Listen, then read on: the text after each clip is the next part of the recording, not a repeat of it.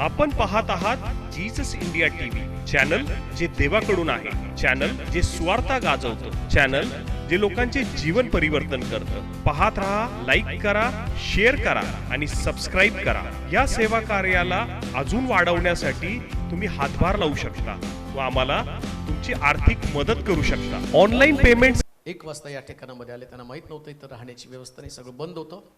परंतु देवानं आजूबाजूला एवढे छान लोक ठेवलेत, डॉक्टर पॉल. आणि मग आपलं चर्च बंद असतं, त्यांनी पाहिलं, मग त्यांची व्यवस्था तिथं केली. आणि या ठिकाणामध्ये ते रात्रीचं प्रवास करून देवाच्या मंदिरामध्ये हजर राहिले. बरेच लोक मुंबईवरून, पुण्यावरून, कोल्हापूरवरून पुष्कळ लोक येतात. परंतु तुमच्यासाठी आनंदाची बातमी सांगतो. मागच्या 2 आठवड्याखाली एक परिवार या ठिकाणामध्ये आला होता आणि काहीतरी मला वाटतं त्यांना गाठ होती, परंतु मोठ्या आशेनं ते आले होते. आणि मग त्यांना आपण बोललो होतो की तुम्ही जाल, पण जाता जाता तुमची गाठ नाहीशी होईल. आणि मग त्यांनी सांगितलं की जेव्हा आम्ही गाडीमध्ये बसलो आणि प्रवासामध्ये निघलो आणि जेव्हा गाडीतनं उतरलं तर त्यांनी पाहिलं की ती गाठ डिसअपिअर झालेली आहे. तर इथं आलेला कोणीच व्यक्ती असं जाऊ शकत नाही. प्रभू फार मोठं काम करत आहे. अजून एक परिवार, दोघं पती पत्नी, 8 वर्षापासून त्यांची समस्या होती. त्यांनी सांगितलं की पाळक साहेब, पुष्कळ हॉस्पिटल्स झाले, प्रार्थना झाल्या, सगळं झालं. डॉक्टरने तर सांगितलं की PODचा काहीतरी प्रॉब्लेम, एक्झॅक्टली मला माहीत नाही, पण ते म्हटले की लेकरं होणं हे फार कठीण असणार आहे. आणि आम्हाला वाटतं की प्रभूनं आमच्या परिवारामध्ये तो आनंद द्यावा. आणि जेव्हा जेव्हा ते टेस्टिंगला जायचे त्यावेळेस प्रत्येक वेळेस सांगत होते की फेल झालं, होत नाही. मग त्यांनी ते टेस्ट ट्यूब बेबी असं काहीतरी, माहीत नाही मला एक्झॅक्टली, पण ते पण त्यांनी ट्राय केला, पण ते पण सक्सेसफुल झालं नाही. मग निराश एकदा झाले आणि त्यांनी मला कॉल केला, म्हटलं की बाळासाहेब, फार प्रयत्न केला, लेकरू काय व्हायला तयार नाही. मी त्यांना एक वाक्य बोललो, काळजी करू नका, देव देईल. आणि काल त्यांचा मला कॉल आला आणि त्यांनी सांगितलं की 8 वर्ष जे घडलं नाही ते प्रभूनं केलं. सगळे डॉक्टरचे रिपोर्ट्स फेल ठरवले आणि माझी पत्नी आता प्रेग्नंट आहे.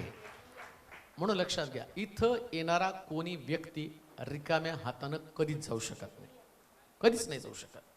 देवाला सर्व काही शक्य आहे. कोणतीच गोष्ट प्रभूला कठीण नाही. आणि आम्ही मागच्या दिवसामध्ये नगरला मीटिंगला पण गेलो आणि गेल्यानंतर एक सुंदर बंगला तिथं होता, फार छान बंगला होता. त्या बंगल्यामध्ये आम्हाला ठेवलं. आणि मग तिथं गेल्यावर बंगल्याचे ओनर होते, ते म्हटले नाही आम्हाला भेटायचं पाळकांना. मग ते भेटायला आले. म्हटले ज्या बंगल्यात तुम्ही आहात याच बंगल्यासाठी तुम्ही प्रार्थना केली होती की प्रभूनं आम्हाला हा द्यावा.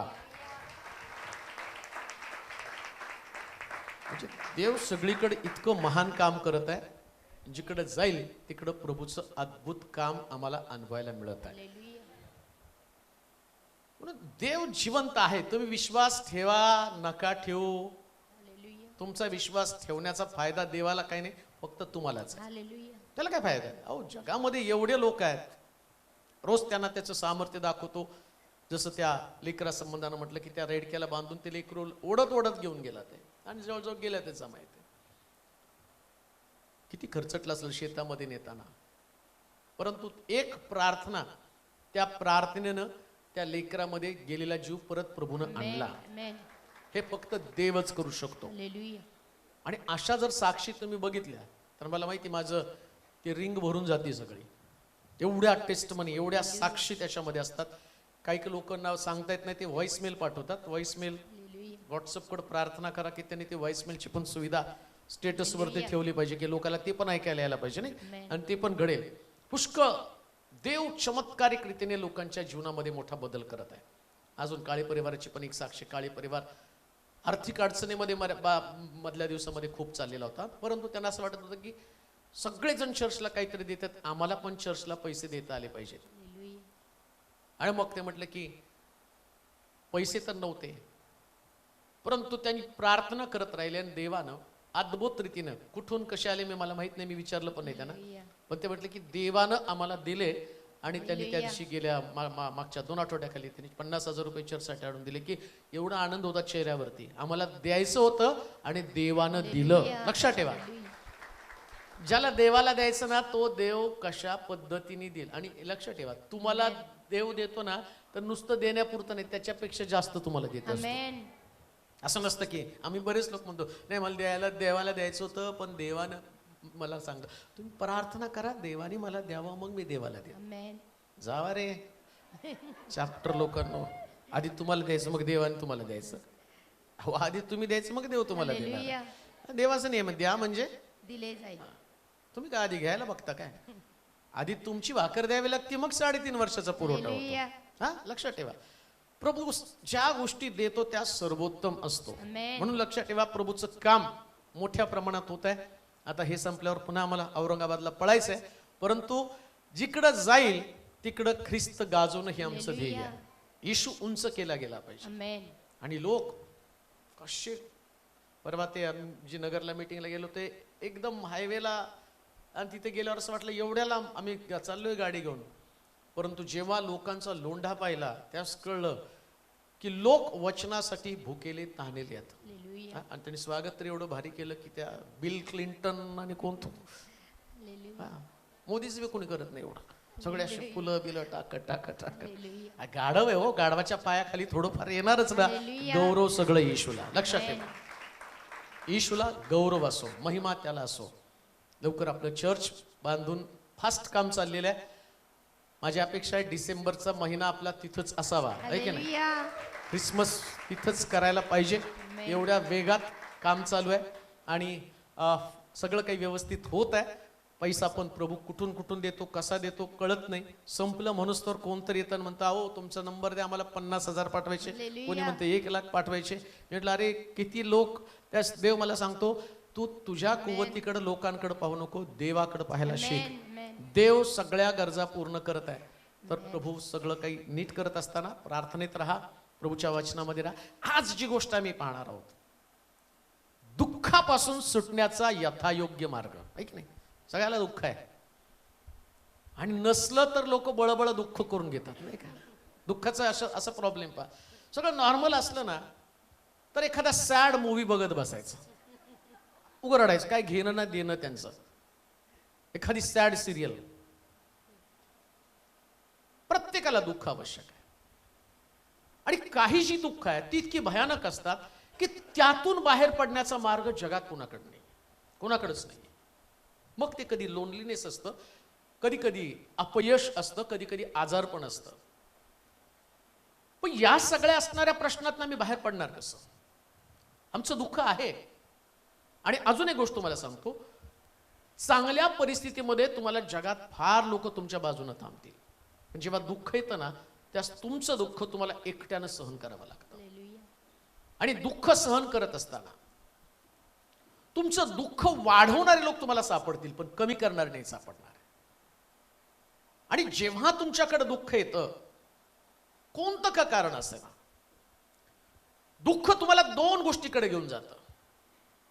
एक, दुःख आल्या कारणानं तुम्हाला जगण्याची आशा संपून जाते. मला वाटतं जगायचं कसं, कारण दुःखातनं बाहेर पडण्याचा मार्ग माहित नाही. दुसरी गोष्ट, काही लोक दुःखातनं बाहेर पडण्याचा मार्ग म्हणून ते व्यसनाला जवळ करतात. व्यसन. आता पण एक बहीण आली बाहेरून पुण्यावरून आणि त्यांनी सांगितलं की 8 वर्ष का 12 वर्ष, कोण आहेत सिस्टर त्या, त्यांचा नवरा दारू पित होता. किती वर्ष, कोण सिस्टर आहेत? मगाशी त्यांनी साक्ष सांगितली 8 का 12 वर्ष त्यांचा नवरा दारू पित होता, परंतु प्रार्थनेनं युट्यूबच्या असणाऱ्या संदेशानं तिच्या नवऱ्याची दारू सुटलेली आहे 12-15 वर्षानंतर. तर हे दुःखातनं बाहेर पडण्याचा एक मार्ग आहे. म्हणजे दुःख सहन करण्याची ताकद नसल्यावरती मनुष्य चुकीच्या पद्धतीनं, व्यसन ही गोष्ट फार भयानक आहे. विचार करा, एक माणूस व्यसन करतो त्या व्यक्तीला जगामध्ये कोणीच चांगलं म्हणत नसतं. मग आता तो व्यक्ती असं का व्यसन करणार आहे? वास्तविक पाहता एन्जॉय म्हणून करणारे लोक भरपूर आहेत, परंतु तरी सुद्धा आम्हाला कळतं या दुःखातनं बाहेर पडण्यासाठी लोकांनी आपापला मार्ग तपासायला सुरुवात केला. कधी कधी दुःखातनं बाहेर पडण्यासाठी लोक वाम मार्गाला सुद्धा जातात की मन कुठंतरी रमलं पाहिजे. आणि याचा परिणाम काय होतो, ते जीवनामध्ये कधीच समाधानी नसतात. व्यसन त्यांनी जवळ केल्या कारणानं पुन्हा शरीरामध्ये नाना प्रकारचे रोग येतात आणि मग पुन्हा दुःख वाढलेलं आहे. मग आता दुःखातनं बाहेर पडायचं कसं काय, कोणता मार्ग आहे? आणि ज्या शास्त्राचा अभ्यास करत होतो ना, मला लोकांचं दुःख पाहून पाहून रोज त्यांचे फोन, त्यांचे कॉल, त्यांच्या समस्या, त्यांचं दुःख, त्यांच्या पीडा पाहिल्यावर म्हटलं, प्रभू असा कोणता मार्ग लोकांना समजावून सांगा की त्याच्यातनं त्यांच्या दुःखातनं ते बाहेर पडतील, कोणता मार्ग जगामध्ये आहे? आणि मग देवाने एक मला सुंदर वचन दिलं आणि त्याच्यामध्ये कशा पद्धतीनं तो व्यक्ती दुःखातनं बाहेर पडला आणि प्रभूनं त्याचं दुःख दूर केलं. लक्षात ठेवा, मी माणूस दुःख दूर करतो ते नाही तुम्हाला सांगा. डॉक्टरकडे गेला, तुम्ही म्हटलं ना मला खूप त्रास होतो, ते पेन किलर देणार आहे. असर संपला, बरं पेन किलर खायची तुम्हाला एवढी सवय लागते, नंतर किडनी फेल, मग हार्टवरती प्रेशर, म्हणजे तुमचं दुःख दूर होणार नाही, वाढणार आहे. परंतु आज जे आम्ही पाहणार आहोत ते सगळं, पहिली गोष्ट 2 भागामध्ये आम्ही पाहणार आहोत. दुःख काय येतं हे पण समजलं पाहिजे. पहिल्यांदा दुःख काय येतं ते कळलं पाहिजे, आणि दुसरा भाग असणार आहे की हे दुःख जाणार कसं. पहिले दुःख काय ते समजलं पाहिजे.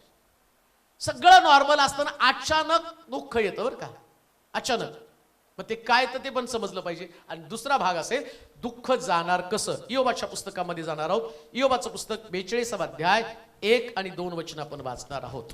इयोबाचं पुस्तक 42 अध्याय 1 आणि 2 वचन. मग इयोब परमेश्वराला म्हणाला, इयोब परमेश्वराला म्हणाला, तुला सर्व काही करता येते, तुला सर्व काही करता येतं, तुझ्या कोणत्याही योजनेला तुझ्या कोणत्याही योजनेला प्रतिबंध होणे नाही, प्रतिबंध होणे नाही, असे मला कळून आले असे मला कळून आलं आहे. हा? अज्ञानाने अज्ञानानं दिव्य संकेतावर दिव्य संकेतावर अंधकार पाडणारा अंधकार पाडणारा असा हा कोण? असा हा कोण? 10 पर्यंत, 1 पासून 10 पर्यंतची वचन वाचा. हा, तो मी यास्तव या हा मला समजत नाही, मला समजत नाही, ते मी बोललो, ते मी बोललो, ते माझ्या आटोक्या ते बाहेरचे माझ्या आटोक्या बाहेरचं अद्भुत आहे अद्भुत आहे, हा, हे मला कळले नाही. हे मला कळलं नाही. आता ऐक, आता ऐक, मी बोलतो, मी बोलतो, मी तुला विचारतो, मी तुला विचारतो, तू मला बोध कर. तू मला बोध कर. मी तुझविषयी मी तुझ्याविषयी कर्णोपकरणी ऐकले होते, कर्णोपकरणी ऐकलं होतं, आता तर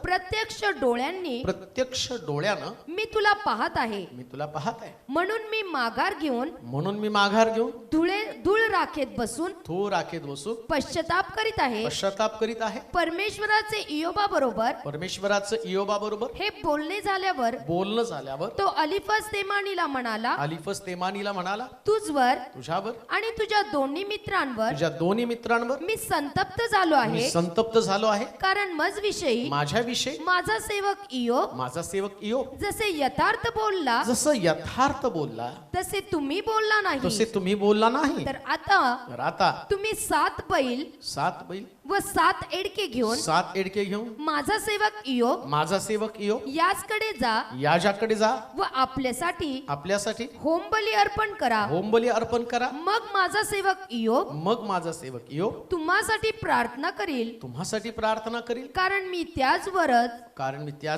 अनुग्रह करीन.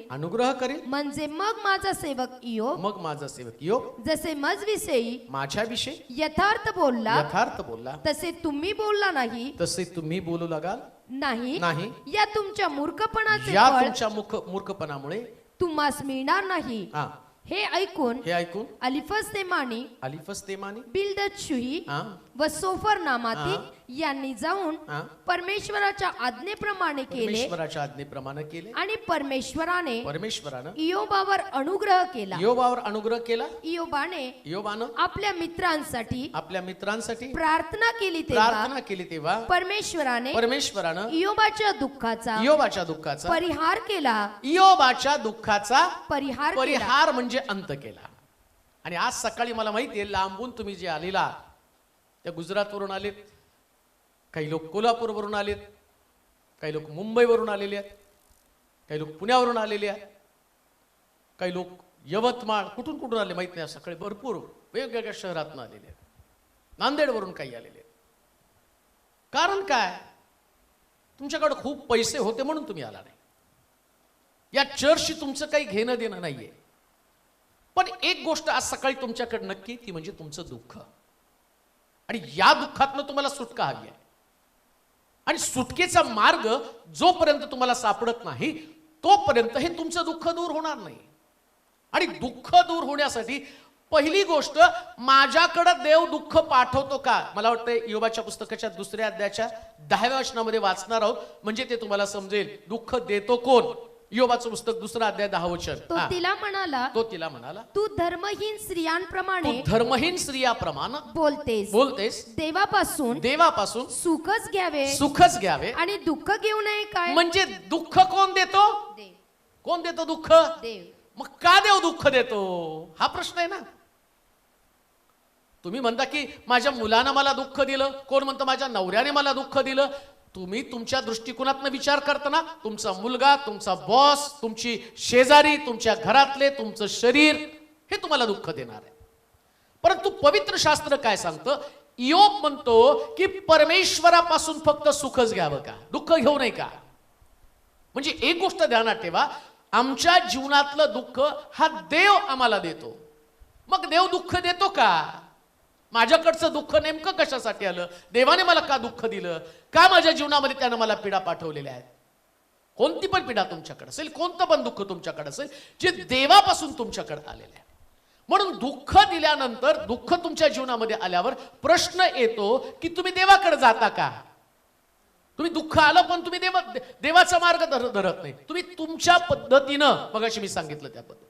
दुःख आल्यावर काही लोक म्हणतात व्यसन करावं, काही लोक म्हणतात सुसाईड करावं, काही लोक माणसाकडे जाऊन मार्गदर्शन घेतात, वेगवेगळे मार्ग तपासतात. बरं, मार्ग तपासल्यानंतर तुम्हाला कळतं लोकांनी दुःख कमी करण्याची जी वाढवून ठेवलेलं आहे. रक्तस्रावी स्त्रीच्या बाबतीमध्ये म्हटलं, तिने अनेक वैद्यांकडे गेले, हाल तिने सोसून घेतले आणि तिच्या पीडा वाढल्या. म्हणजे लोक तुमच्या पीडा वाढवतात.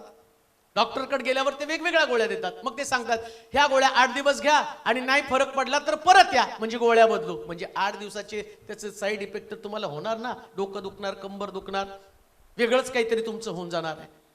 म्हणजे कोणी सुद्धा तुम्हाला दुःखातनं बाहेर पडण्याचा मार्ग दाखवत नाही. पण बायबल एक असं पुस्तक आहे, या पुस्तकामध्ये तुम्ही तुमच्या जीवनात येणाऱ्या दुःखालाच सीलबंद करून टाकणार आहात. ना रहेगा बाज न बजेगी. पहिल्यांदा दुःख येतं का त्याचं कारण तपासायचं. वाचूया 42 अध्याय त्याचं 1 आणि 2 वचन. त्याचं पहिलं कारण मी मानणार आहोत, इयोबाची कबुली व त्याचा अंगीकार. मग इयोब परमेश्वराला म्हणाला, तुला सर्व काही करता येतं. तुझ्या कोणत्याही योजनेला प्रतिबंध होणे नाही. प्रतिबंध.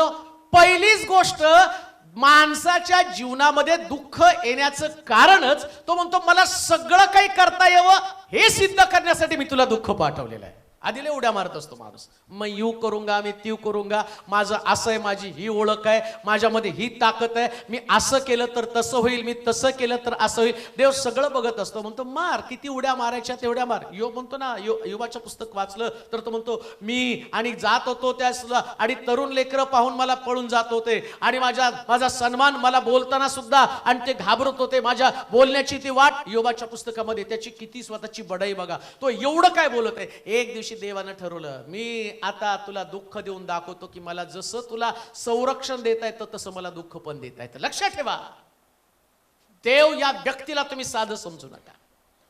तुमच्या ताकदीवर, तुमच्या बुद्धीवरती, तुमच्या पैशावरती, कोणत्याच गोष्टीवरती तुम्ही अहंकार बाळगू नका. जे तुमच्याकडे आहे ते फक्त देवाच्या कृपेने तुमच्याकडे आहे. ज्यास देव आणि तुमच्या आयुष्याची दोरी ढिली करतो त्यास तुमच्या जीवनामध्ये दुःख यायला सुरुवात होतं. म्हणून इयोब म्हणतो माझ्या हे लक्षात आलेलं आहे, काही गोष्टी तुमच्या लक्षात येण्यासाठी देव जाणून बुजून तुमच्या जीवनामध्ये दुःख पाठवतो. कधी कधी आजारपण किती भयानक असण्यासाठी. शरीर निरोगी असताना तुम्ही देवाचा धन्यवाद करत नाही. शरीर चांगलं असताना प्रभूला आणि प्रभूच्या मंदिराला तुम्ही महत्व देत नाही. शरीर ठीकठाक असताना तुम्ही देवाची वाणी ऐकण्यासाठी उत्सुक नसता.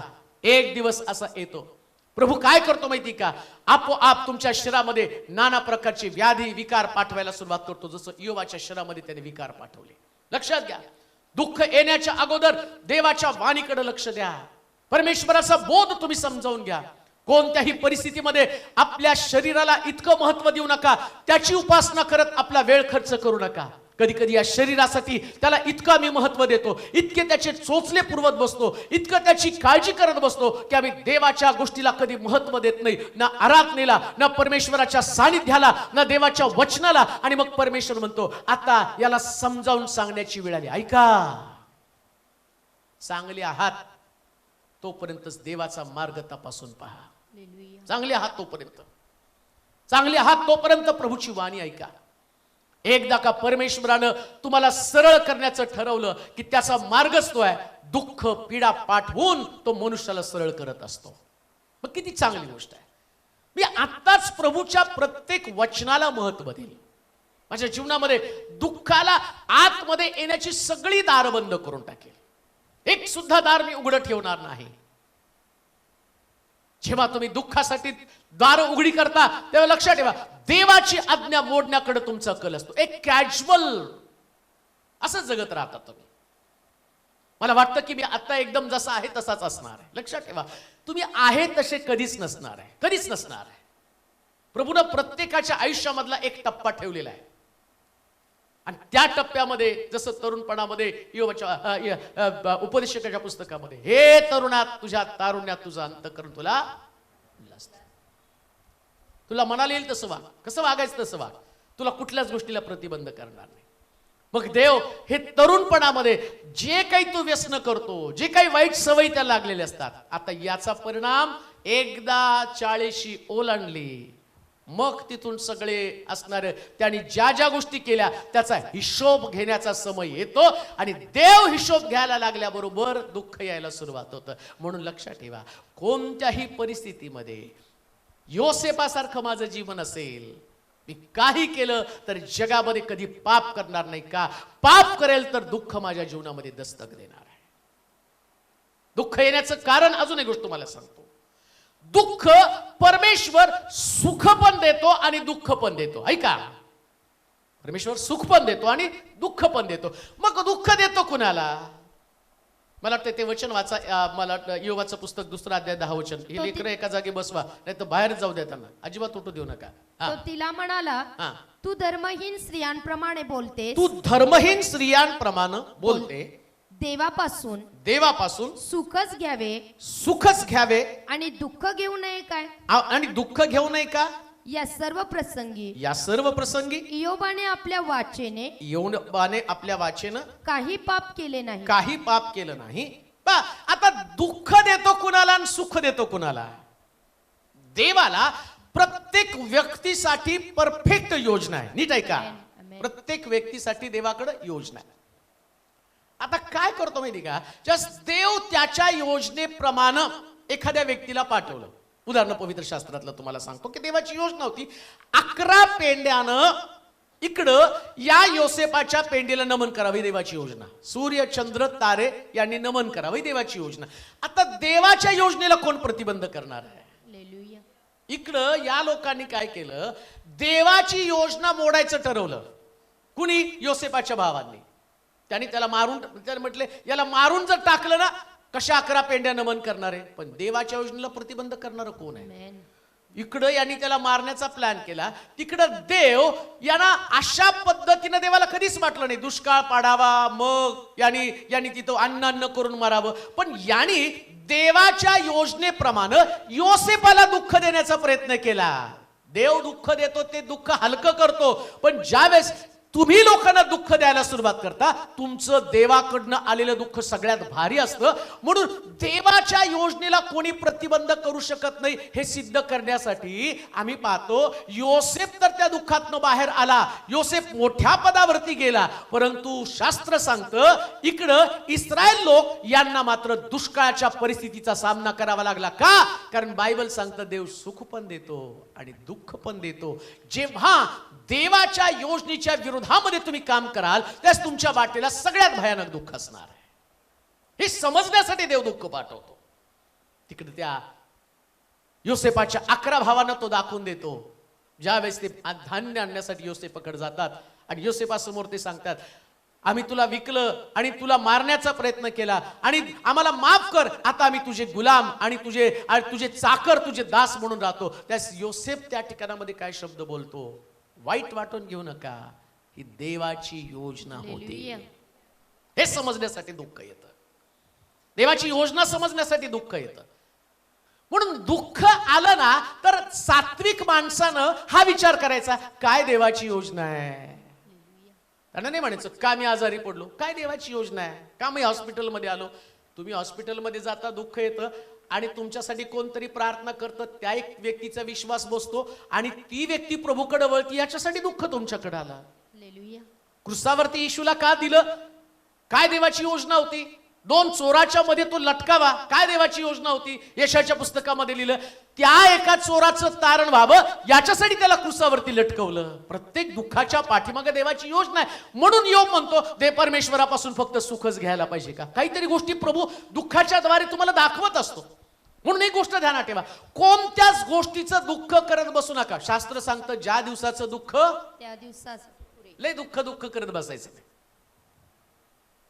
ते लहान लेकरासारखं असतं बघा, त्याला कुठं लागलं ना ते सारखं दाखवतो, भाऊ झाला, भाऊ झाला, भाऊ झाला.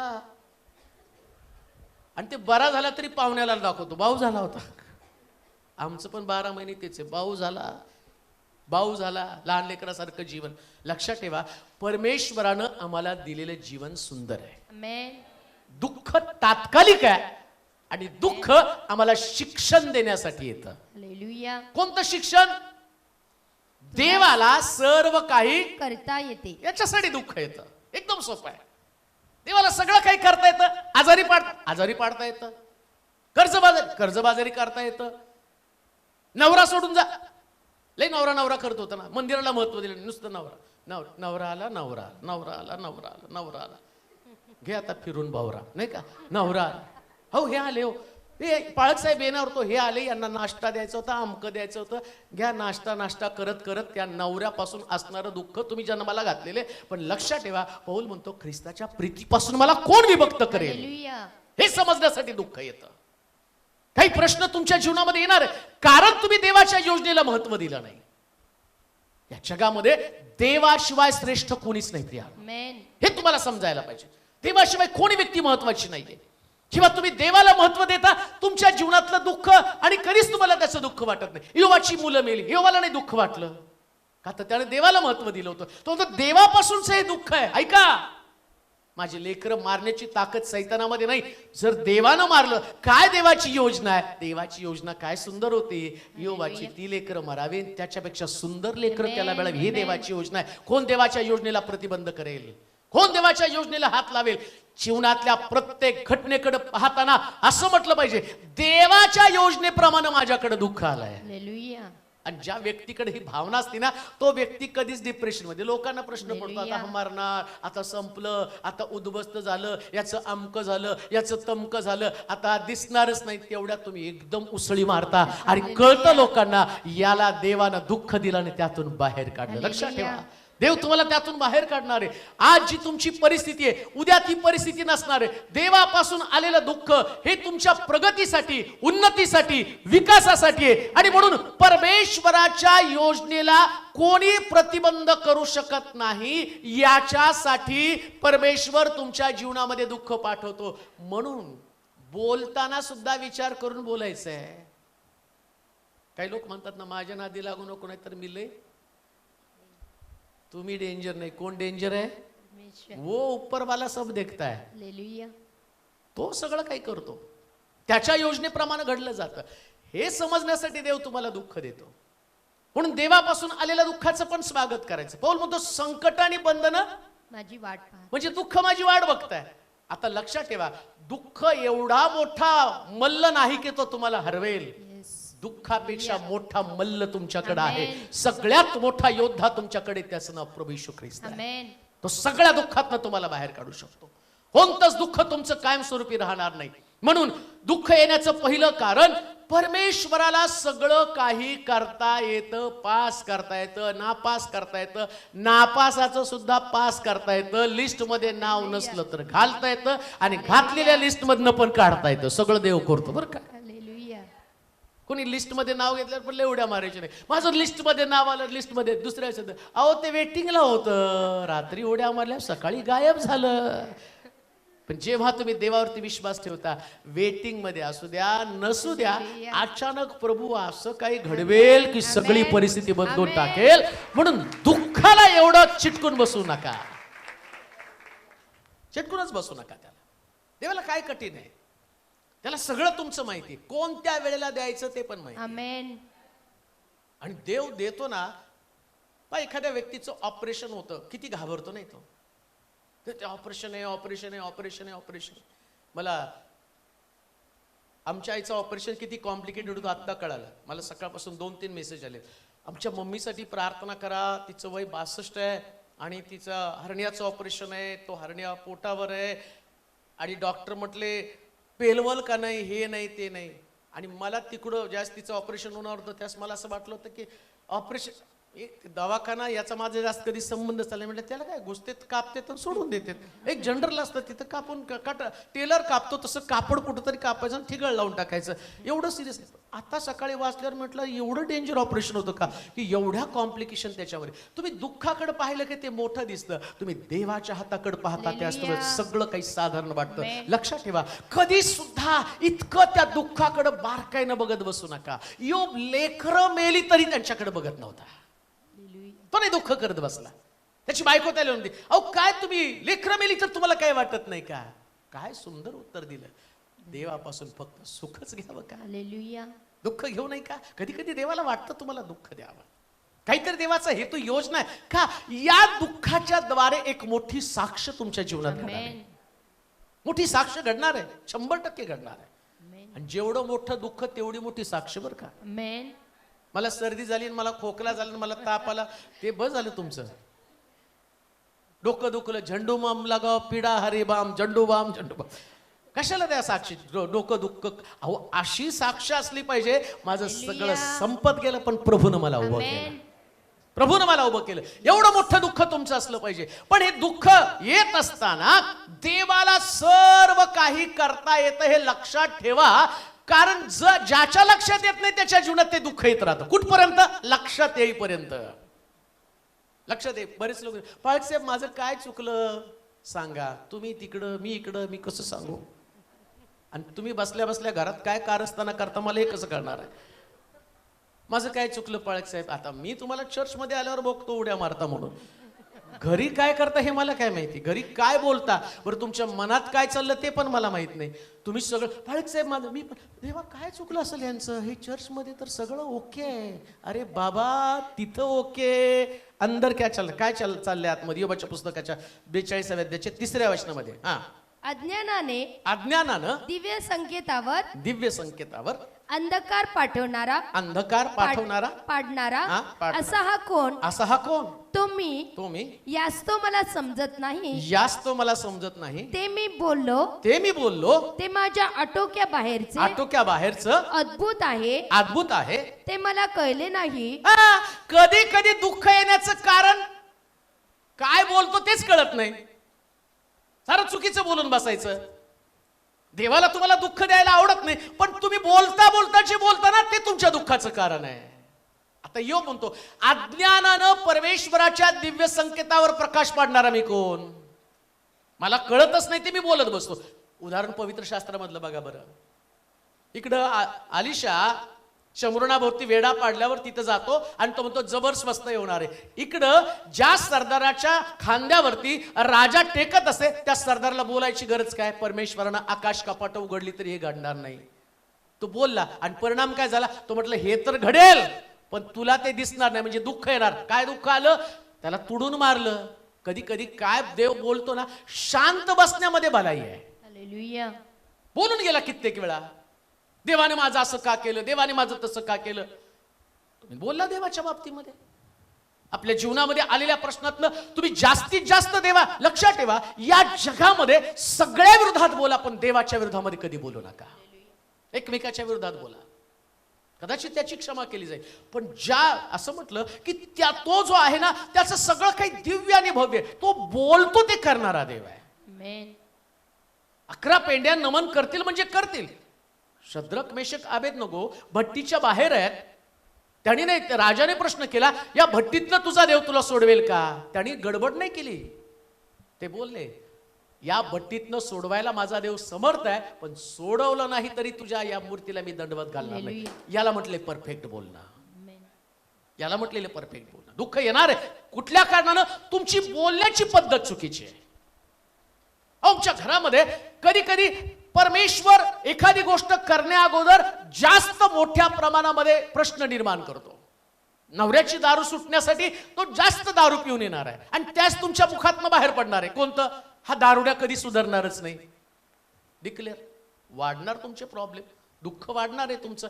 पण तो दारू पिलेल्या अवस्थेमध्ये घरी येता, तुम्ही त्याच्याकडे पाहता आणि म्हणता हा एवढा जरी पिलेला असला ना, एक दिवस देव याचा ताबा घेईल. तिथून तुमच्या दुःखाचं परिहार व्हायला सुरुवात होईल. कधीच आपल्या परिस्थितीबद्दल नकारात्मक भावना, सकाळी उठल्यापासून तुम्ही नकारात्मक बोलूच नका. देवाच्या हाती सगळं काही सोपवून द्या. तुमचे देणेकरी असतील, तुमच्या कामाचं ठिकाण असेल, जसं त्या मुलीची साक्ष आम्ही ऐकली, अतिशय डिप्रेशन मध्ये, घरातल्या लोकांना पण प्रश्न पडला ही एवढी डिप्रेशन मध्ये काय, काही सांगायला तयार नाही. जेवण तिने बंद करून टाकलं आणि घरातले लोक खोदून खोदून विचारले काय झालं तुला, कशामुळे तू अचानक गप्प बसलेली आहे. आणि त्या आईने मला फोन केला आणि सांगितलं पाळक साहेब मला भीती वाटते, माझी मुलगी काहीतरी करण्याची शक्यता आहे, हे डिप्रेशन बाहेर पडलं पाहिजे. मग माझी प्रार्थना, देवा तिला तुझ्या हाती सोपवतो. काय घडलं ते तुला ठाऊक आहे, ही परिस्थिती तुझ्याशिवाय दुसरं कोणी बदलणार नाही. आणि अचानक ती ड्युटीवरती गेली. बॉसच्या लक्षात आलं, मी तिला बोलल्या कारणानं आज तिची मानसिक स्थिती खालवलेली. मग तो तिला बसला आणि समजावून सांगितला, बाळा असं नसतं, आणि प्रत्येक गोष्ट समजावून सांगितली. त्याच त्या बाईनं तिथं पाठवलं. देवाला सर्व काही शक्य आहे हो. माझ्या मुलीला डिप्रेशन मधनं माझ्या देवानं बाहेर काढलं. कोणतीही गोष्ट करण्यासाठी देव समर्थ आहे. आपल्या बोलण्यानं तुम्ही आपल्या जीवनात दुःख निर्माण करू नका. बोलण्यासाठी गडबड करू नका. जेव्हा तुम्ही बोलाल आणि तुमच्यात आणि मूर्खपणाचं फळ तुम्हाला भोगावं लागणार आहे. असं लिहिलंय शास्त्रामध्ये, मनुष्याला आपल्या तोंडावळपणाची भरपूर फळं खावी लागतात. सगळं काही आमच्या तोंडानं निघून जातं. चुकीच्या बोलण्यानं आमच्या जीवनातले आशीर्वाद निघून जातात. होय, तुमची परिस्थिती त्या पद्धतीने तुम्हाला बोलण्यासाठी भाग पाडत असेल. परिस्थिती तशीच आहे. अहो, युद्ध सैतानाचं तुमचं आहे. तुम्ही देवाच्या पक्षाचे आहात. सैतान तुम्हाला भीती दाखवण्याचं काम करणार आहे. सैतान तुम्हाला घाबरवण्याचं काम करणार आहे. परंतु तुम्हाला काही येत नाही ना, त्या शांत बसायचं, देवाच्या हातामध्ये पडायचं. इतकं सोपं जीवन आहे. बोलून तर परिस्थिती बदलणार नाही, दोष देऊन तर परिस्थिती बदलणार नाही. अशा परिस्थितीमध्ये तुम्हाला शांत बसून देवावरती अवलंबून राहायला कधी शिकणार आहात? इथं म्हटलं त्यानं, मी बोलण्याचं वाच्यावर काय लिहिलं, अज्ञानाने दिव्य संकेतावर अंधकार पाडणारा असा हा कोण, असा हा कोण, तो मी यास्तव मला समजत नाही, ते मी बोललो ते माझ्या आटोक्या बाहेरचे. कधी कधी मी आटोक्या बाहेरचं बोलतो, जास्तीच देवाचं बोलण्याच्या ऐवजी आटोक्या बाहेरचं बोलतो, की जे माझ्या कंट्रोलमध्ये पण मला येणार नाही. माणसासंगती बोलताना तुम्ही न विचार करता बोललं तरी चालेल. अजून एक गोष्ट मी तुम्हाला सांगतो, माणसाशी सुद्धा बोलताना तुमच्या बोलण्याचे परिणाम तुमच्या संबंधावर होतात. बघा बरं का, एकमेकाशी तुम्ही बोलायला लागला ना, तुमची मतं एकमेकाला पटली नाही ना, की संबंध तुटले जातात. का तर बोलणं नाही तुमचं चांगलं. आता माणसापेक्षा देव किती मानी आहे, किती स्वाभिमानी आहे, त्याला तर तुमचं बोलणं पटलंच पाहिजे. अजून एक गोष्ट तुम्हाला सांगतो, अब्रामाला देव बोलला ना, अब्रामा तुला मुलगा मी देणार आहे. त्या सारा दरवाजाच्या पाठीमागे जाऊन हसली आणि असं म्हटलं, या म्हातारपणात मला देव मुलगा देईल का, मी आई होऊ शकेल का, माझं गर्भाशय मेलं. कधी कधी तुमच्या कुवतीच्या बाहेर जाऊन अहो तुम्ही बोलता आणि त्याचा परिणाम तुम्हाला भोगावा लागतो. सारा तशी म्हटल्या कारणानं तिच्या जीवनामध्ये दुःख आलं. कोणतं दुःख आलं? इश्माईल जन्माला आला. आणि इश्माईल जन्माला आल्यावर तिनं पाहिलं इश्माईल आणि इसाक एकत्र खिदळत आहे. देवाने दोन्ही गोष्टी दाखवल्या, इश्माईल पण जन्माला घालू शकतो, इसाक पण जन्माला मीच घालू शकतो. आणि आता तुझ्या वाटेला दुःख आहे. याचं कारण काय? याचं कारण तू स्वतः आहे. तुझ्या तोंडामुळं या प्रकारचे प्रश्न तुझ्या समोर निर्माण झालेले. दुःख निर्माण होण्याचं कारणच आमचे शब्द आहेत. म्हणून आमचे शब्द आमच्या परिवारासाठी, आमच्या नोकरीसाठी, आमच्या बिझनेससाठी कितीही नकारात्मक असलं ना, तरी सुद्धा आम्ही देव बोलतो तसं बोललं पाहिजे. देव बोलला आकाश हो, आकाश अस्तित्वात आला. देव बोलला पाणी आणि जमीन वेगळी हो, वेगळं झालं. आम्ही सुद्धा बोललं पाहिजे. देव माझ्या जीवनात सगळं चांगलं करणार आहे, एवढंच बोलायचं आहे. तुम्हालाच दुःख आवडतं ना. आम्ही त्या कधी कधी त्या मुलीला पण सांगते, मुलगी सासरी नांदायला जाताना, बाई त्याच्यापासून जरा सांभाळूनच राहा, तो काही सुधारणार नाही, 4 पैसे बागूचला ठेव. आता तो सुधारणार नाही हे तुम्ही डिक्लेअरच केलं, तो कशाला सुधारणार आहे? पण जाताना कधी असं बोलला का, बाई प्रार्थना कर, आज ना उद्या त्याच्यामध्ये बदल होईल. आणि लक्षात ठेवा, प्रार्थना जगातल्या सगळ्या कठीणातल्या कठीण व्यक्तीला बदलते. प्रार्थना बंद गर्भाशय उघडी करते. प्रार्थना तुम्हाला राजाच्या नजरेमधनं सुद्धा उंच करते. प्रार्थना सगळी परिस्थिती बदलती. म्हणून परमेश्वर तुमच्या बोलण्यामुळे तुमच्यामध्ये दुःख पाठवतो. देवाला नाही वाटत तुम्हाला दुःख द्यावं. सरदार बोलला नसताना की आकाश कपाट उघडले तरी असं घडणार नाही, देवाला थोडी त्याला मारायचं होतं, पण तो बोलल्यामुळं तिथंच देवाने त्याच्या मुखात संदेश घातला, चल तुला आता मरणार आहे, तू तुडून तुडून मारतील.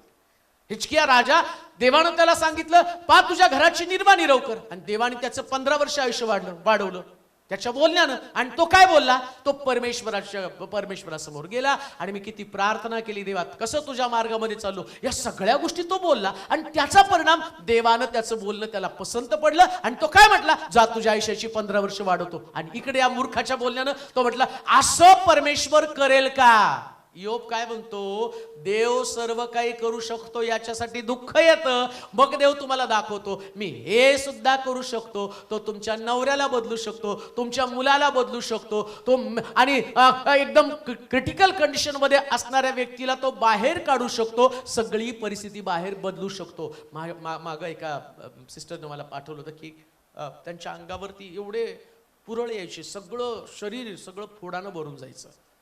आणि मग त्यांनी म्हटलं की पुष्कळ ट्रीटमेंट घेतली, सगळं काही केलं, परंतु अंगावरची फोड येणं आणि ते सगळ्या शरीराला चिटकणं याची मला एवढी घृणा तिरस्कार वाटायला लागला की ज्यावेळेस ते पुरळ येत होते ना, तर मला असं वाटत होतं की असं लोकांसमोर जाऊ नये, इतकं घाण वाटायचं मला, आणि त्याच्यातनं पाणी यायचं. आणि किती उपचार करावेत, हातबल आहेत. मी एक शेवटचा प्रयत्न म्हणून वाटतं की तुम्ही प्रार्थना करा. एवढ्या साक्ष आम्ही ऐकतो, एखादी साक्ष माझ्याही जीवनामध्ये घडायला पाहिजे. पाळक साहेब कळवळ्याने विनंती करते, माझ्यासाठी प्रार्थना करा. आणि तुम्हाला सांगतो, तिच्यासाठी प्रार्थना केली, महिन्याभरात सगळे तिचे फोड गेले आणि सगळं शरीर बरं झालं. का? देव सर्व काही करू शकतो. बोलू नका चुकीच्या गोष्टी. आपल्या बॉडीकडे पाहून, आपल्या शरीराकडे पाहून, आपल्या परिस्थितीकडे पाहून, कोणत्या परिस्थितीमध्ये अशा प्रकारचे शब्द बोलू नका की ज्याच्यानं दुःख येणार. चांगले शब्द बोलूया. आमचा देव होय आणि आमेन आहे. त्याने दाखवून दिलं, उत्पत्तीच्या पुस्तकापासून तर प्रगटीकरणाच्या पुस्तकापर्यंत तुम्हाला मिरॅकल्स आणि मिरॅकल्सच देतील. एक सुद्धा ठिकाणात तुम्हाला असा कोणता चमत्कार घडला नाही, असा चमत्कारच नाही. इकडे विधवेच्या घरामध्ये शेवटच्या भाकरीतनं 3.5 वर्षाचा पुरवठा, डोंगरावरती 5 भाकरी आणि 2 माशाच्या द्वारे एवढ्या लोकांना तृप्त, समोर तांबडा समुद्र, पाठीमागं फारोचं सैन्य, आणि कोरड्या भूमीवर चालावं तसं समुद्रातनं त्यानं चालवलं, आणि सगळं फारोचं सैन्य, रथ, घोडे त्याने समुद्रामध्ये बुडवले. काय बोलायला पाहिजे हो, इतके मोठे चमत्कार बायबल हे आम्हाला देऊन रात्रंदिवस त्याच्यातनं मनन करतो, पण तरी सुद्धा आमचा विश्वास कमजोर पडून जे आम्ही बोलतो याच्यानं आमची परिस्थिती तशीच राहते. दुःख आमच्या जीवनात येतं. परंतु आता तुम्ही पत्र्याच्या घरात राहत असाल, पण बोलताना असं बोला की माझा देव मला चांगल्या घरामध्ये नेईल. देव तुम्हाला तेवढ्या भारी घरामध्ये घेऊन जाणार. बोलणं तेवढं गरजेचं आहे. आज आपण हे चर्च बांधतोय ना, ते फक्त बोलण्यामुळे बांधतोय. काय होतं, आपण चर्च बांधायला चालू केल्यावर काही सुद्धा नव्हतं, पण आज ते अस्तित्वात येत आहे आणि एवढं मोठं होत आहे, एवढं सुंदर होतं, याचं कारण फक्त आमचं बोलणं आहे. प्रिया, देव फक्त बोललेले शब्द उचलून धरतो. आज रोज सकाळी उठल्यावर तुम्ही स्वतःकडे आरशाकडे पाहून एक पाच स्वतःला आरशासमोर प्रेझेंट करायचं आणि म्हणायचं, जगातला सगळ्यात भारी व्यक्ती तोय, तुम्ही ते बोला, आपोआप तुम्ही बनायला सुरुवात व्हा. एवढी सिंपती बरेच लोक सकाळी उठल्यापासून मी किती गरीब आहे, मी असा आहे, मी माझ्याकडे कोणाचं लक्षच नाही, कोणच मला बघत नाही, कोण माझं ऐकत नाही, एवढं बघून बघून बघून बघून तो चेहरा सुद्धा आरशातला होता. आरसा सुद्धा तिकडून वाकडा तिकडा चेहरा दाखवतो. त्याला लाज वाटते, आरशा याला दाखवच नाही चांगलं. मग आरशात बघून सुद्धा त्याला इतकी सिंपती, ती आणि तो तोंड किती खराब झाला आहे. तुम्हाला माहिती आहे का, मी रोज सकाळी उठल्यावर काय बोलत असतो माहिती का? देवानं दिलेली माझी सेवा ही जगातली सगळ्यात भारी सेवा आहे, ही बोलतो त्याच्याने ती सेवा चांगली वाढत चालली. हालेलुया. बोलत राहा. काय बोलायचं हे तुमच्या लक्षात आलं पाहिजे. शास्त्र सांगतं जे आम्ही बोलतो. स्तोत्र 119:71 वचन वाचा बरं, म्हणजे तुम्हाला समजेल. स्तोत्र 119:71. हा, मी पीडित झाल्यानं माझे बरे झाले, माझे बरे झाले, कारण त्यामुळं मी तुझे नियम शिकलो. तुझे नियम शिकलो. इकडं देवाचा नियम शिकण्यासाठी देव पीडा पाठव, म्हणजे दुःख पाठवतो. काय नियम आहे देवाचा? बोलणं तुमचं चांगलं असल्याशिवाय दुःख येणार नाही.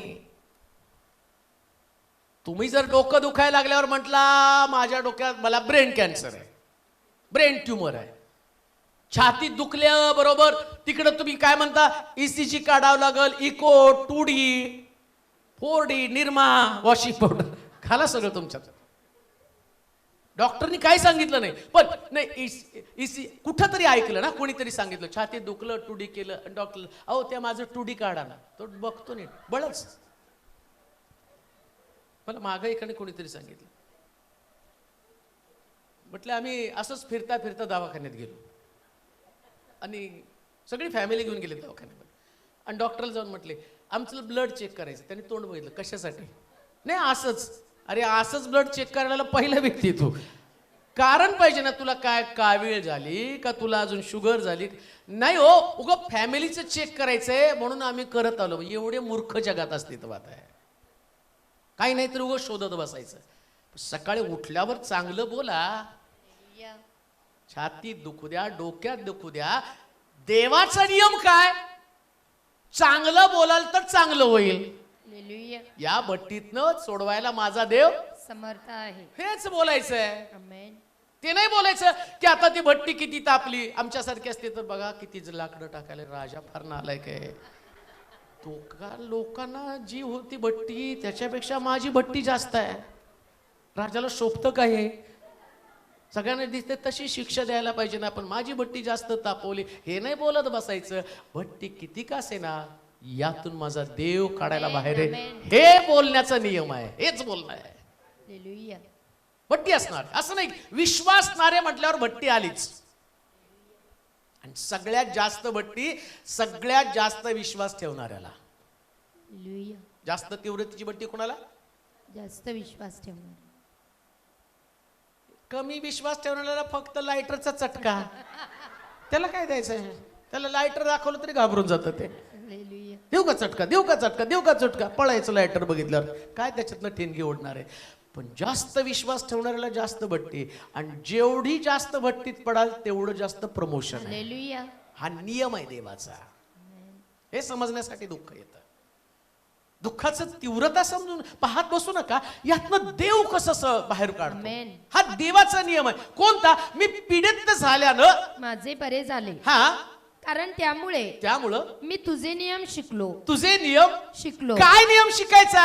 जेवढ्या पीडा येतील तेवढा आनंद येणार आहे. आमेन. आमेन. दुःख येणार तर आनंद येणार आहे. अपमान होणार तर सन्मान पण होणार. आमेन. नोकरी गेली तर मोठी नोकरी लागणार जास्त पगाराची. हालेलुया. लेकरं मेली तर देवाला जास्त सुंदर लेकरं मिळाली. हालेलुया. सगळं चांगलं मिळालं ना. येस. जेवढं जास्त तुमच्या जीवनात दुःख तेवढा जास्त प्रभूचा आशीर्वाद तुम्हाला येणार आहे. हे नियम आहे देवाचा. त्याच्यामुळं पीडा तुमच्यामध्ये येतात, त्याच्यामुळे तुम्हाला अपयश येतं, फेल्युअर येतं. परंतु त्या फेल्युअरकडे तुम्ही कोणत्या दृष्टिकोनातनं पाहता? काय तुमचं बघण्याचं विजन आहे? कुठला दृष्टिकोन आहे? आता सनीचं पहा, तुमचं ते कॉन्ट्रॅक्ट बंद झालं नाही का? कॉन्ट्रॅक्ट रेल्वेमध्ये कॉन्ट्रॅक्टमध्ये काम आला होता. तो 12-12 तास 14-14 तास त्याला रात्रंदिवस झोप मिळत होती. कॉन्ट्रॅक्ट बंद झालं. आता त्याच्याकडे रोजीरोटीचा प्रश्न कसं काय असणार? पण तेवढ्यात त्याला कळलं की ते पिगमीचं काम करायला पाहिजे. कॉन्ट्रॅक्टमध्ये तो 15-16 कमवत होता, आता 40,000 कमवतो. म्हणजे काहीतरी गेल्यावर भारी मिळतं ना. जाणं पण गरजेचं आहे. नियम तर शिकलं पाहिजे ना. कधी कधी आहे त्याला चिटकून बसतो आम्ही. काय आम्हाला ती सवय नाही का? बघा ना, घर ख्रिसमसला सगळे सटार फटार टाकलेलं असतं आणि मग परत भंगारला द्यायचं. मग ते काढतो आणि मग भंगार, नाही हे राहू द्या, नाही हे पण राहू द्या, मग हे पण राहू द्या, परत बोचकवर त्या बोचक्याचा कुणालाच उपयोग नाही, वर्षानुवर्ष बोचकं बरंच आहे ते, पण ते भंगार विकल्यावर 4 पैसे तरी येतील ना. हे जे जातं ना ते सगळं भंगार आहे, देव देतो तो खरा आशीर्वाद आहे प्रियांनो. हा नियम आहे, हा देवाचा नियम आहे. जे गेलं त्याच्याबद्दल दुःख करू नका, हा नियम शिकायला पाहिजे, तर देव तुमच्यामध्ये पीडा पाठवतो. जे गेलं त्याच्याबद्दल खंत करत बसू नका, त्याच्याबद्दल थोडं सुद्धा वाईट वाटू, अहो काय येणार आहे त्याच्याकडे विचार करा ना. एक्सचेंज ऑफर असते बघा. मी पहिल्यांदा ऐकली होती, जुना टीव्ही घ्या ना नवा टीव्ही घेऊन जा. मला एवढा आनंद झाला, कारण आमचा जुना भंगार होता 2200 रुपयाचा, ती पण उचलून नेला होता. 200 रुपये हप्ता होता, तो भरता आला नाही.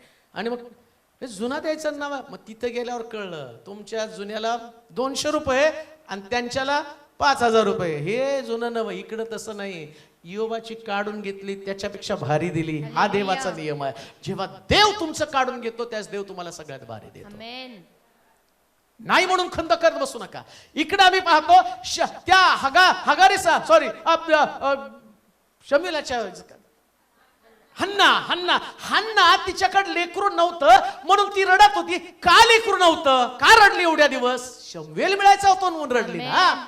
आज तुमच्याकडे नाही, याचं कारण देवाचा परफेक्ट प्लॅन आहे. परफेक्ट प्लॅन, एकदम सुंदर योजना आहे, चांगली योजना. तुम्ही आज आम्ही पत्र्याच्या घरात राहा थोडे दिवस. इतकं भारी घर असेल तुमच्यासारखं घर कोणाकडे नसेल. देवाची योजना समजून घ्या ना. त्याच्यात वाईट वाटून मी याच्यात राहतो देवाला दिसत नाही का? आता मी त्या स्टेटसवर साक्ष ठेवतो ना, रोज मला 5 ते 10 मेसेज येतात. आम्ही पण भाड्याच्या घरात राहायला कंटाळले, पाळक साहेब आम्हालाही स्वतःचं घर मिळवून प्रार्थना करा. तुम्ही म्हटलेलं थोडं होणार नाही, तिथं दुःख यावं लागतं आधी.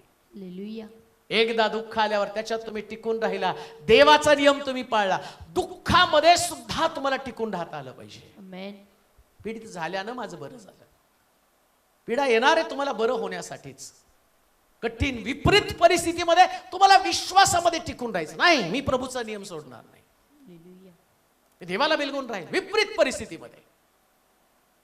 विपरीत परिस्थितीमध्ये तुम्ही देवाला बिलगून राहा, देवाच्या इच्छेप्रमाणे चाला. मग त्या ठिकाणामध्ये तुमचं बोलणं सुद्धा विपरीत परिस्थितीमध्ये पॉझिटिव्ह असलं पाहिजे. अजून एक गोष्ट वाचूया, योबाच्या पुस्तकाच्या 42व्या अध्यायाच्या 4 पासून 6 पर्यंतच्या वचनामध्ये.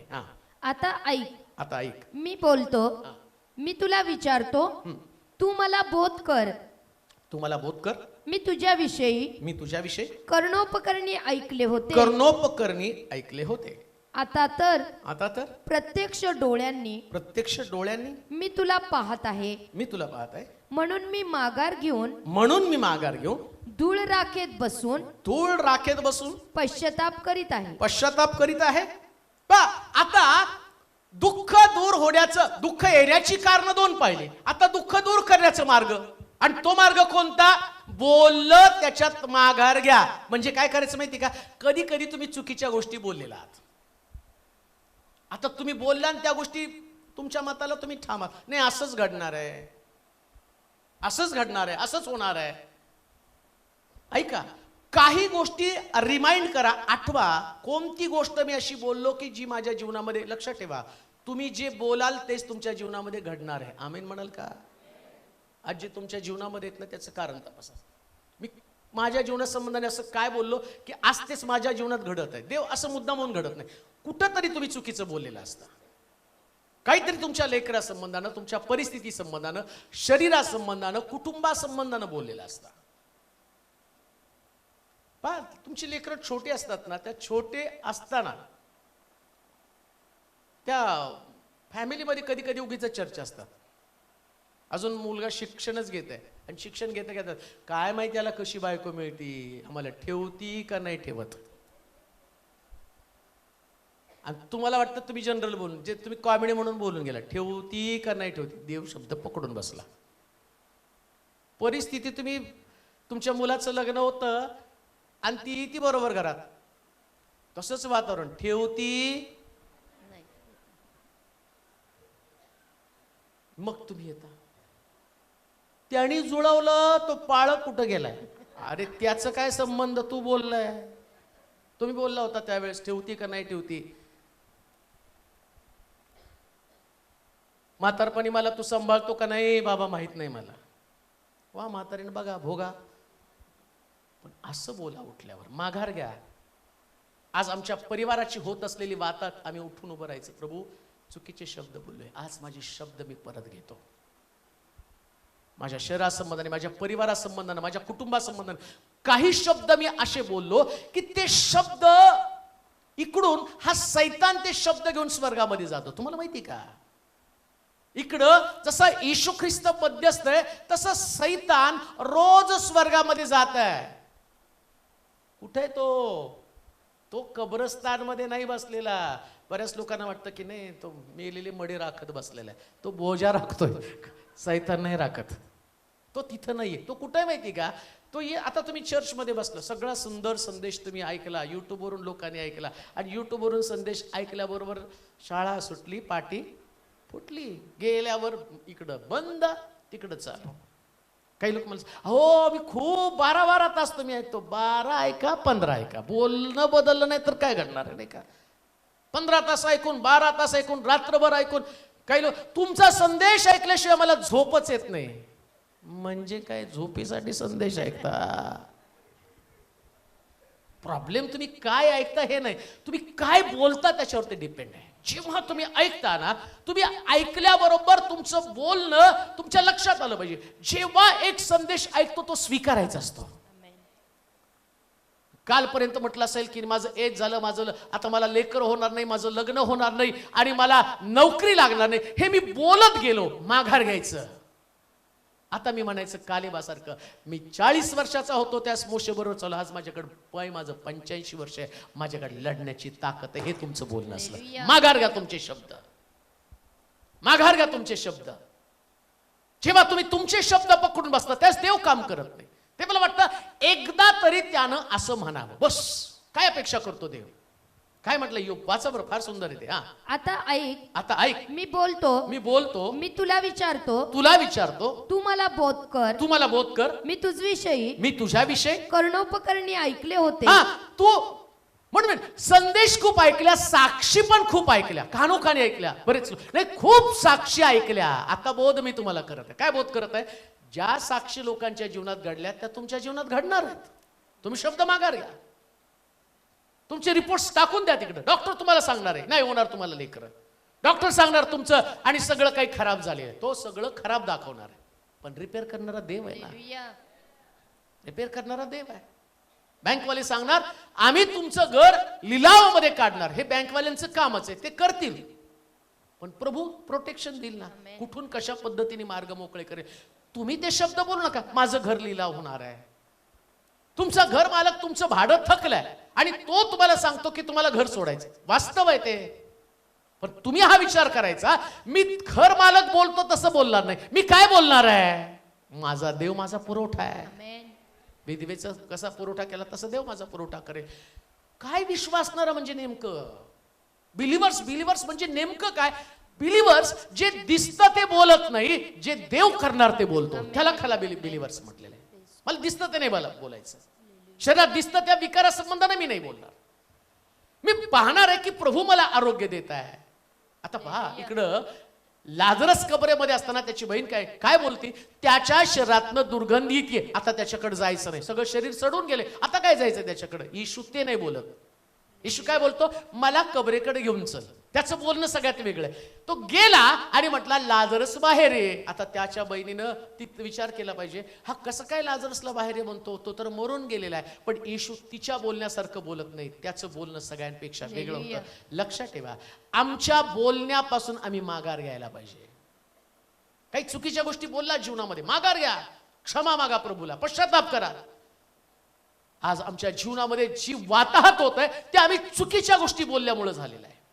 आपल्या लेकरा संबंधानं, तुमच्या भविष्या संबंधानं, तुमच्या व्यक्तिगत जीवना संबंधानं बऱ्याच गोष्टी तुम्ही चुकीच्या बोललेल्या असाल आणि त्याची फळं तुम्हाला आता भोगावी लागत आहेत. पण आता मी माघार घ्यावी, दुःख दूर करायचंय, मग त्या शब्दांपासून शांत बसायचं आणि विचार करायचं. कशामुळे आर्थिक प्रश्न आले, कोणतं कारण आहे, कोणत्या कारणामुळे आज ही माझी आर्थिक समस्या तेवढी गंभीर झालेली आहे.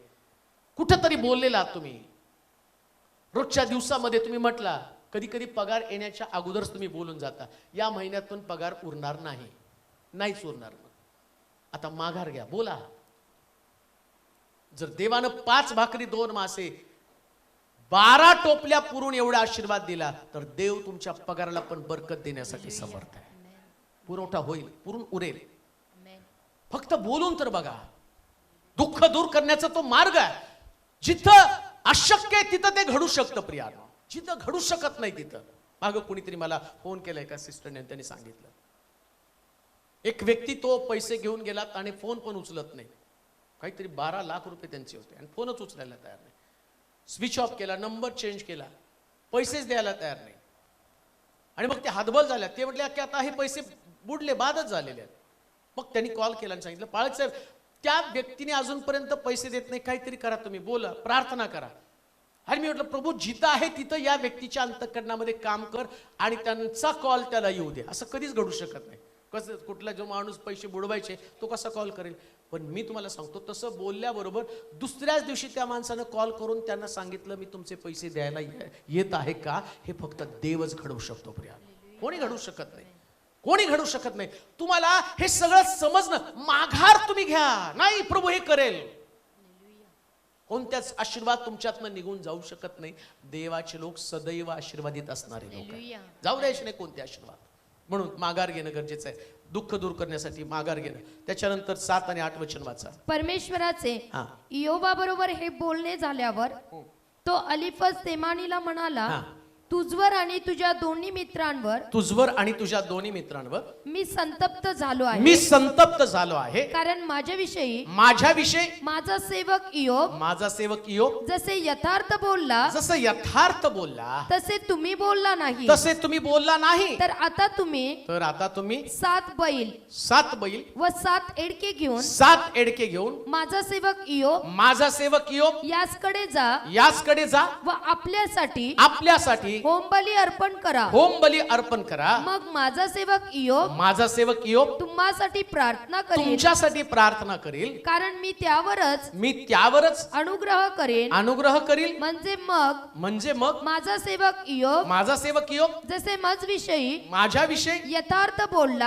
बोलला, तसे तुम्ही बोलला नाही. या तुमच्या मूर्खपणामुळे फळ तुम्हास मिळणार नाही. ती चौथी गोष्ट, जर दुःख दूर व्हायला पाहिजे तर दुःखात प्रार्थना करायला शिका. आमेन म्हणाल का. प्रॉब्लेम काय, आम्ही आमच्याकडे दुःख आल्यावर लोकांना आमच्या दुःखातनं बाहेर पडण्यासाठी प्रार्थना करायला लावतो. माझ्याकडे दुःख आहे, माझ्याकडे आजारपण आहे, मी बेकार आहे, मी कर्जबाजारी आहे, माझं घर तुटलेलं आहे, माझ्या कुटुंबाची वाताहत झालेली आहे, मी संघर्ष करत आहे, माझ्या घरात मयत झालेली आहे. इयोबाची लेकरं मेली, इयोबाच्या अंगावरती फोड आलेले, त्याच्या शरीरामध्ये व्याधी विकार आहेत, त्याची पत्नी त्याच्याशी वाद करत आहे. कसला संघर्ष आहे, कसली कुटुंबामध्ये असणारे त्याचं संघर्ष चालू, किती भयानक प्रकारचं त्याची अवस्था आहे. आणि बायबल काय सांगतो, अशा प्रसंगामध्ये कधी कधी प्रभू काही लोकांना तुमच्याकडे पाठवतो, म्हणतो यांच्यासाठी प्रार्थना करा. तुम्ही दुःखात आहात, तुमची मानसिक स्थिती ठीक नाहीये, अशी काही घटना तुमच्या जीवनात घडली की त्याच्यानं तुमच्या मनाचं संतुलन गेलेलं आहे, तुम्हाला आनंद नाहीये, तुम्हाला प्रार्थनेची गरज आहे. आणि इकडं असं सांगितलं, परमेश्वर इयोबाच्या मित्रांना सांगतो की तुम्ही त्याच्याकडे जा, त्यांनी प्रार्थना करायला पाहिजे. लक्षात घ्या, असं लिहिलंय तिथं, इयोब सगळं चांगलं बोलत होता, पण इयोब अजून मित्रांसाठी प्रार्थना करत नव्हता. नीट आहे का माझा शब्द. मी दुःखातनं बाहेर पडण्याचा मार्ग तुम्हाला सांगत आहे. तुम्ही कर्जबाजारी आहात, तुम्ही आजारी आहात, तुमचं कुटुंब तुटलेलं आहे, तुमचा नवरा तुम्हाला त्रास देत आहे, तुमचा नवरा दारू पित आहे, तुमची लेकरं तुमचं ऐकत नाही, तुमचा बॉस तुम्हाला त्रास देत, सगळं नकारात्मक वातावरण तुमच्या घरामध्ये. आणि इकडं काही लोक त्यांचे प्रश्न घेऊन तुमच्या समोर येतात आणि परमेश्वर सांगतो, आता इयोबाला, आता मला प्रश्न पडला, परमेश्वर या सगळ्यामध्ये इयोबाच्या बाबतीत का अशा भावनिक खेळ खेळत आहे. इयोबाचं सगळं त्यांनी काढून घेतलं आणि त्याच्या इमोशनची देव खेळत आहे. तो जाऊन आता त्याला सांग प्रार्थना करा. विचार करा कसं शक्य हो. तुम्हाला बेडवरती पडलेले आहेत, व्हेंटिलेटर लावलंय, सलाईन लावलंय, कोणतरी येऊन म्हणतं माझ्यासाठी प्रार्थना करा ना. काय तुमचे हे तर बघा, नाकात घातले माझ्या ते तर बघा. पण विचार करा, तुम्ही त्या अवस्थेमध्ये प्रार्थना करताना दुसऱ्या क्षणाला त्या व्यक्तीचं व्हेंटिलेटर जातं. हालेलुया. हा मिरॅकल कधी घडतो माहिती का? तुम्ही त्या अवस्थेमध्ये लोकांसाठी प्रार्थना करता. हालेलुया. आणि योबाच्या बाबतीमध्ये देव असं का करतो माहिती का? त्याला दाखवून द्यायचं असतं, योबा दुःख करत बसला तर दुःख वाढणार आहे, पण प्रार्थना करत बसेल तर दुःखाचा परिहार होणार आहे. आमेन. दुःख करत बसता का प्रार्थना करता, हा तुमच्या हा सगळ्यात मोठा प्रश्न तुमच्या समोर. दुःख करणं कॅज्युअल आहे, हे जनरल लोकांचं काम आहे. दुःखामध्ये गडून जाणं, त्याच्याविषयीची चर्चा करणं, दुःख शेअरिंग करणं, एकमेकाला त्याच्याविषयी सांगत बसणं, हे साधारण लोकांचं काम आहे. जेव्हा साधारण व्यक्ती म्हणून तुम्ही जगामध्ये जाताना तुम्ही फक्त तुमच्याविषयी बोलत राहता. पण इकडं परमेश्वर मुद्दामून योबाच्या मित्रांना सांगतो की तुम्ही जा. आणि योबाचं सगळं घर तुटलेलं आहे, त्याची संपत्ती गेली, त्याची लेकरं गेली, पण तो प्रार्थना करेल. काय गॅरंटी देवाला त्या व्यक्तीविषयी, याही परिस्थितीमध्ये माझा सेवक प्रार्थना करेल. हालेलुया. धन्य ते लोक ज्यांच्याविषयी देव खात्री देतो, हे सगळ्या परिस्थितीमध्ये माझ्यासाठी प्रार्थना करणारे लोक आहेत. हालेलुया. त्या लोकांचं 100% दुःख प्रभू दूर करणार आहे. म्हणून प्रतिकूल परिस्थितीमध्ये प्रार्थना करा. तुमचंच दुःख घेऊन बसू नका. हालेलुया. तुमचं दुःख घेऊन नका बसू. 100% तुमच्याकडे भरपूर मोठ्या प्रमाणात दुःख आहे. मग तुम्ही कसले विश्वासणाऱ्या? तुम्ही तुमच्याच दुःखाला कावटाळून बसला, तुम्ही तुमच्याच घराला, तुमच्याच प्रश्नाला, तुमच्याच पतीला, तुमच्याच लेकरांना, तुमच्याच नोकरीचा विचार करत बसला, तुमच्याच घरातल्या कर्जा संबंधाने विचार करत बसला. मग तुम्हाला काय लढायचं आहे? लढा असं, जेव्हा तुम्ही दुसऱ्यासाठी प्रार्थना कराल. ही प्रार्थना देव काय लिहिले तिथं वाचा बरं, फार सुंदर वचन लिहिलंय. हा, कारण मी त्याचवरच हा. माझा सेवक इयोब हा. तुम्हासाठी प्रार्थना करील, तुमच्यासाठी प्रार्थना करील, कारण मी त्याचवरच अनुग्रह करील. कुणावर अनुग्रह करेल? इयोब. जो दुःखात प्रार्थना करतो त्याच्यावरच देवाचा अनुग्रह असतो. आमेन. आमेन. सगळ्यांवर नसतो बरं का. नुसते प्रार्थना करणाऱ्या लोकांवर अनुग्रह नाही, जो दुःखात प्रार्थना करतो त्याच्यावरती अनुग्रह आहे. हालेलुया. तुम्ही डिप्रेशन मध्ये आहात, निराश आहात, तुमचं मन ठीक नाहीये, अंतःकरणामध्ये कुठंतरी तुटलेले आहात, तुम्हाला कोणीतरी बोललंय, तुमचा अपमान झालाय, तुम्ही उपाशी आहात. ऐका बरं का, कधी कधी तुम्ही उपाशी असता, कधी कधी तुमचं दुःख खूप भारी असतं, पण तुम्ही त्यावेळेस लोकांसाठी म्हणता प्रभू यांना भाकर दे. ही मानसिकता तुमची असली पाहिजे. कोणती? तुमच्याकडे काही नाही पण तुम्ही दुसऱ्यांसाठी प्रार्थना करा. हालेलुया. आणि ती मानसिकता आणि ते तुमचे शब्द आणि ते तुमचं प्रार्थनेचं युद्ध शास्त्र सांगतं. तो म्हणतो फक्त इयोबावरच मी माझा अनुग्रह करेल. म्हणजे या कठीण परिस्थितीमध्ये तो प्रार्थना करतो म्हणून माझा अनुग्रह त्याच्यावरती राहील. कठीण परिस्थितीमध्ये प्रार्थना करायला शिका. किती पण कठीण असू द्या, किती पण कठीण असू द्या. फक्त पती पत्नी दोघं शिल्लक राहिली बरं का, इयोब आणि त्याची बायको, लेकरं गेली, आणि राखेत बसून खापर घेऊन आपलं अंग खाजवतो. इतकी कठीण परिस्थिती त्याची. परत जी पत्नी आहे ना, ती पण त्याला दोष देते. आता सत्व सोडा, देवाला दोष देऊन मरून जा. बायको पण त्याच्या मरणाची वाट बघत आहे. आणि अशा परिस्थितीमध्ये प्रार्थना, चांगल्या स्थितीमध्ये प्रार्थना खूप सोपी आहे, पण ज्या सगळीकडनंच परीक्षा होती ना, त्यावेळेस प्रार्थना करणं फार कठीण असतं. पण हीच प्रार्थनेची परीक्षा तुमच्या जीवनातलं दुःख करण्याची नांदी आहे. इथूनच खरी सुरुवात होणार आहे. घडून जाऊ नका त्याच्यामध्ये. शेवटची गोष्ट वाचूया, 10 वचन, 5वा अध्याय 10 वचन, 42वा अध्याय 10 वचन. इयोबाची समृद्धी त्याला पुन्हा प्राप्त होते. इयोबाने आपल्या मित्रांसाठी 10 वचन प्रार्थना केली तेव्हा, इयोबानं आपल्या मित्रांसाठी प्रार्थना केली तेव्हा परमेश्वराने इयोबाच्या दुःखाचा परिहार केला. पूर्वी इयोबाची मालमत्ता होती, तिच्या दुप्पट परमेश्वराने त्याला दिली. ऐका, आता 5वा मुद्दा मी तुम्हाला सांगतो की जेव्हा तुमचं दुःख तुमच्यापासून दूर व्हायचं असेल त्यास देव सांगतो तेच करा. आमेन. दुःख दूर करण्याचा मार्ग देव सांगतो ते करायचं. देवाने सांगितलं इयोबा प्रार्थना कर. इयोबाने नाही म्हटलं देवा मला सांत्वनाची गरज आहे, देवा मला माझ्या मित्रांकडनं सांत्वनाची गरज आहे. अजून एक गोष्ट मला सांगू का, त्याच्या खाली इतकं सुंदर लिहिलं ना, त्यानं प्रार्थना केली, देवानं इयोबाच्या दुःखाचा परिहार केला, आणि त्याच्या मित्रांनी त्याला काय दिलं? त्याच्या घरी हा? त्यांनी त्याच्या घरी त्याच्या पंक्तीला बसून हा? भोजन केले हा? आणि परमेश्वराने हा? त्याचवर जी विपत्ती आणली होती विपत्ती आणली होती ती विषयी दुःख प्रदर्शित करून हा? त्यांनी त्यांचे समाधान केले. हा? प्रत्येकाने त्याला हा? एक कसिता हा? व सोन्याची एक अंगठी दिली. यांनी प्रार्थना केली आणि त्यांनी काय केली? सोन्याची अंगठी. अहो, सोनं मिळवण्याचा पण मार्ग प्रार्थना आहे. हालेलुया. मी म्हणतो कधी कधी तुमचं सोनं अडकलंय प्रार्थनेमुळं. भांडत बसू नका नवऱ्याला, दागिने घ्या, जस्ट प्रेयर करा. हालेलुया. शास्त्र सांगतं देव सांगतो ते करणं गरजेचं, बस. आमेन. देव म्हटलं की करायचं, बस. बाकीचं कोणतं किंतु परंतु असं होईल का, ते तत्व सिद्धांत पायथागोरसचा सिद्धांत मांडत बसू नका. हे असं केलं तर तसं होईल का, लक्षात ठेवा. इथं जर तर नाही, इथं देव म्हटलं मर म्हणलं की मारायचं, उडी मार म्हणलं की मारायचं. हालेलुया. नामान कोड्याला म्हटलं जा डुबकी मार, डुबकी मारायची. हालेलुया. ते नाही माझ्याकडे नद्या नाही का, मग आमच्याकडे हे नाही का, मग तिथं जाऊनच मार. अरे कशाला, तुला डुबकी मार म्हणल्यावर मारायचं ना. हालेलुया. दुःख दूर व्हायचं, कोड जायचं ना. डुबकी मार म्हणल्यावर मारायचं. किती छान लेकरं नाचत, डुबकी लागाय रे बाबा, डुबकी लागाय रे.